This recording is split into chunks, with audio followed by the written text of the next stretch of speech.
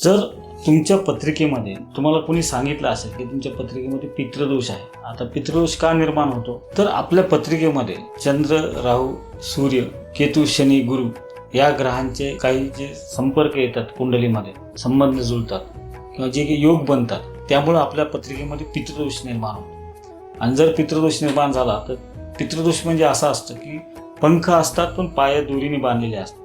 तुमच्यामध्ये टॅलेंट असतं, पोटेन्शियल असतं, मेहनत करण्याची मानसिकता पण असते, तरी पण मनासारखं यश मिळत नाही. ते मनासारखं यश मिळण्यासाठी पितृदोषासाठी तुम्ही दररोजच्या जीवनामध्ये किंवा आता जे महालय सुरू झालं आहे किंवा होणार आहे 8 तारखेपासून ते 21 तारखेच्या दरम्यान जे आहे त्याच्यामध्ये किंवा दर अमावस्येला जर तुम्ही हा उपाय केला तर तुमच्या कुंडलीत पितृदोषाचा त्रास कमी होऊन तुमच्या जीवनात तुम्ही ठरवल्याप्रमाणे तुम्हाला यश संपादित करता येऊ शकते. पुढील उपाय पितृदोषासाठी प्रत्येकाने केलेले कधी पण चांगले असतात. तो उपाय असा आहे, दर अमावस्येला पितृतर्पण करावे, गाय, कुत्रे, कावळे, मुंग्या, मासे यांना अन्नदान करावे आणि दरवर्षी महालयामध्ये पिंडदान, श्राद्ध, तर्पण याला विशेष महत्त्व आहे. हे जर केलं तर तुमच्या कुंडलीतील पितृदोष कमी होऊन त्याचा त्रास कमी होऊन तुम्हाला शुभफल प्राप्त करता येऊ शकते. जय गुरु.